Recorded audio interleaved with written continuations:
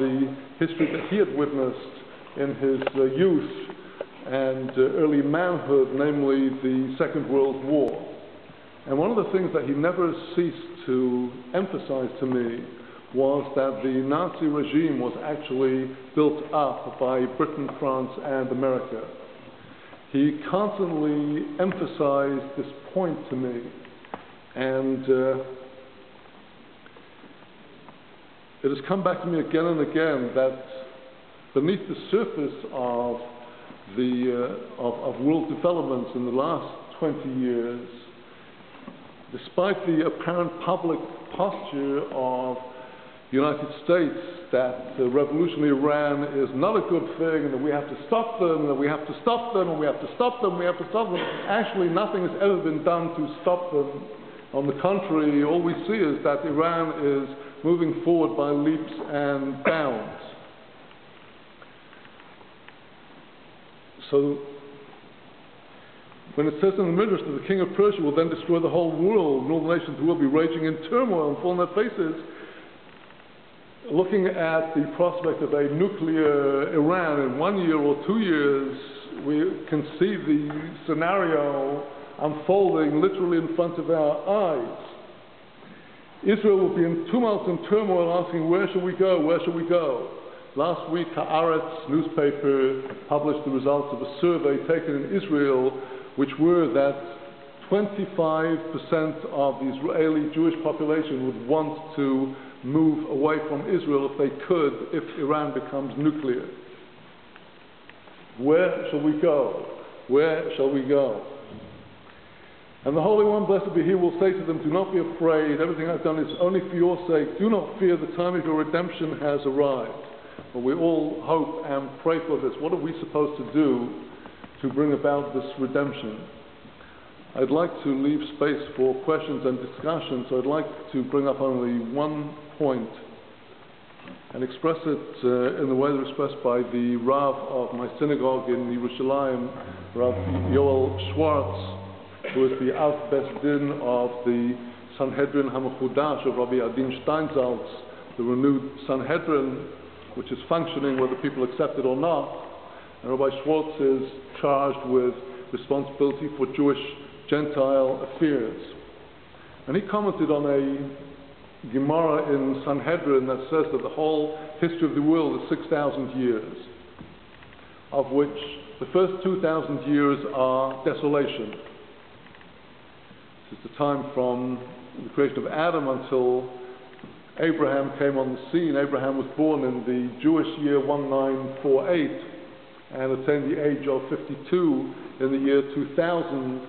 And that was the end of Tohu, the end of desolation, and the beginning of the introduction of the knowledge of Hashem to the world through Avram.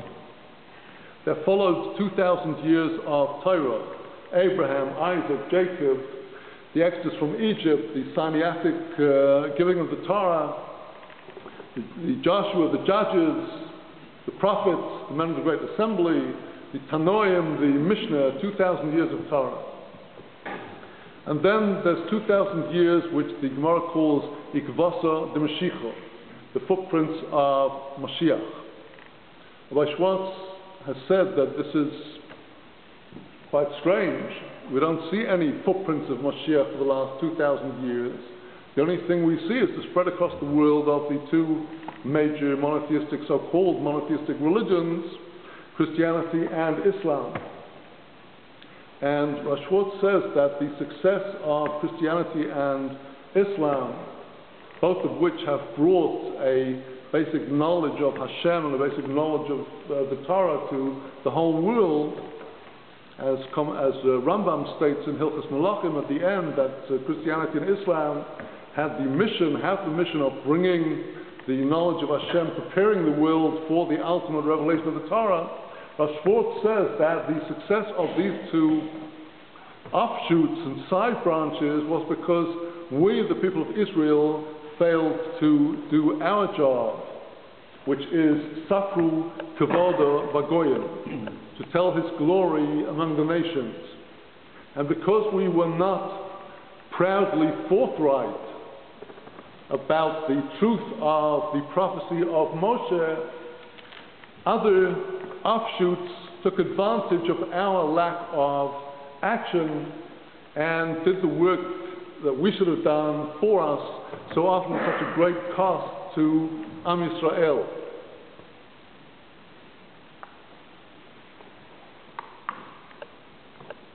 Isaiah, in his prophecy of the end of days, tells us at the end of days, Umola ha'oretz dea es Hashem kemayim layom mechasim.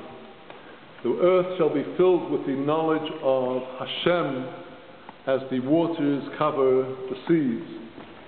The seas have an uneven base, the mountains and the valleys underneath, and on top the water is all one water of the seas and the oceans, knowledge, but there are different levels of this knowledge, but it's all knowledge of Hashem. Not knowledge of Yeshu and not knowledge of Muhammad, but knowledge of Hashem, whose Torah was brought to us by Moshe Rabbeinu. And the bottom line of what I'm saying is that if we are aware that we as a nation are now being subject to the greatest attack on us historically there has ever been, because if, God forbid, Israel was wiped off the map, as Iran talks about wanting to do, then there will certainly be no place for Jews anywhere, not in France, not in Holland, not in Britain, not in America, not in Flatbush, not in Crown Heights, not anywhere. And this is really Et Tzara LeYaakov. This is a time of trouble for Jacob that should really bring out the best in all of us. This is our hour of challenge to get up and speak the truth of the Torah of Moshe to Jews and to Gentiles, to Jewish people and to Gentiles, to take back the initiative, because we have the goods. We have the goods. Our Kabbalah, when it is joined with the horizons of contemporary physics and cosmology, teaches the world about the complete unity of the Creator on every level. We're desperately in need of this unity. We need the teaching of Torah to enable the nations of the world to make peace with one another. And the very fact that it seems so completely unlikely today, so completely off the agenda of political correctness to speak and proclaim the cause of the Torah, that's precisely why we have to do it. We have to gauge the temperature and gauge the weather by using a logic that says if that's what they're all saying, then the opposite has to be true. If Israel is being so completely marginalized, and if the Yishuv in Israel is being so marginalized, then that is a sign that it's time to get up and speak loud and clear about the Israel that we, the holders and the guardians of the Torah of Moshe, want. The Israel of true law and order, the Israel without corruption, the Israel without crime, the Israel without discrimination against the Mitnachalim and without discrimination against the Haredim, and Israel of true human dignity, which would be a true light to the nations.